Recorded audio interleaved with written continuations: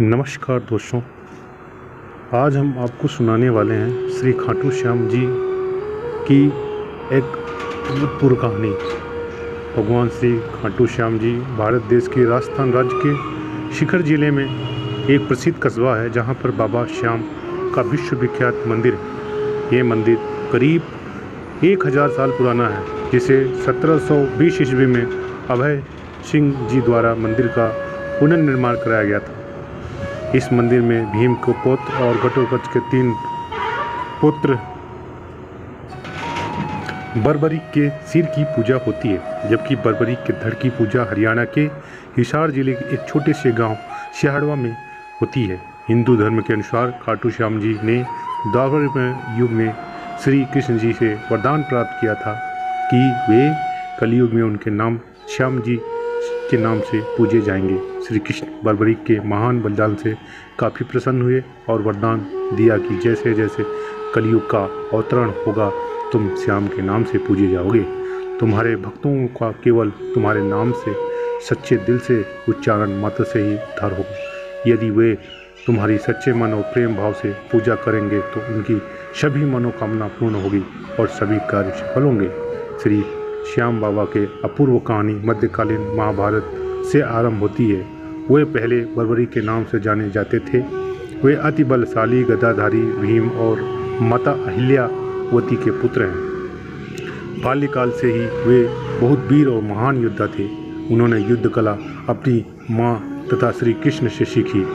महादेव की घोर तपस्या करके उन्होंने प्रसन्न किया और 3 अमोघ बाण प्राप्त किए। इस प्रकार 3 बाणधारी के नाम से प्रसिद्ध नाम प्राप्त किया। माता दुर्गा ने प्रसन्न होकर उन्हें धनुष प्रदान किए, जो उन्हें तीनों लोकों में विजयी बनाने में समर्थ था। भारत का युद्ध कौरवों और पांडवों के मध्य अपरिहार्य हो गया था। यह समाचार बर्बरी के पुत्र बर्बरी को प्राप्त हुआ तो उनकी भी युद्ध में सम्मिलित होने की इच्छा जागृत हुई। जब वे अपनी माँ से आशीर्वाद प्राप्त करने पहुँचे, तब माँ ने पूछा, आप कहाँ जा रहे हो पुत्र? उन्होंने बोला, हम महाभारत की युद्ध में हिस्सा लेने जा रहे हैं माँ। तो उन्होंने बोला कि आप किस पक्ष से लड़ेंगे? तो उन्होंने बोला, माँ हारते हुए पक्ष के साथ देने का वचन दिया है। वे अपने नीले रंग के घोड़े पर सवार होकर तीन बाण और धनुष के साथ कुरुक्षेत्र के रणभूमि की ओर चल पड़े। सर्वव्यापी श्री कृष्ण ने ब्राह्मण वेश धारण कर बर्बरी के जानने के लिए उन्हें रोका और उनकी बातों को सुनकर उनकी हंसी उड़ाई कि वह मात्र 3 बाण से युद्ध में सम्मिलित होने आए हैं। ऐसा सुनकर बर्बरी ने उत्तर दिया कि मात्र 1 बाण शत्रु सेना को परास्त करने के लिए पर्याप्त है और ऐसा करने के बाद बाण वापस त्रिऋण में ही आएगा। यदि तीनों बाण के प्रयोग में ले गया तो पूरा ब्रह्मांड का विनाश हो जाएगा। यह जानकर भगवान श्री कृष्ण ने उन्हें चुनौती दी कि इस वृक्ष के सभी पत्तों को भेद कर दिखलाओ। वे दोनों पीपल के वृक्ष के नीचे खड़े थे। बर्बरी ने चुनौती स्वीकार की। अपने तीर से 1 बाण निकाला और ईश्वर के स्मरण कर बाण पेड़ के पत्ते की ओर चलाया। बाण ने क्षण भर में पेड़ के सभी पत्ते को भेद दिया और श्री कृष्ण के पैरों को इर्द गिर्द चक्कर लगाने लगा, क्योंकि एक पत्ता उन्होंने अपने पैरों के नीचे छिपा लिया था। बर्बरीक ने कहा कि आप अपने पैरों को हटा लीजिए, अन्यथा ये बाण आपके पैर को भी भेद देगा। तत्पश्चात श्री कृष्ण ने बालक बर्बरीक से पूछा कि वे युद्ध में किस ओर से सम्मिलित होंगे। बर्बरीक ने अपनी माँ को ये वचन को दोहराया और कहा, युद्ध में जो पक्ष निर्बल और हार रहा होगा उसी का वो अपना साथ देगा।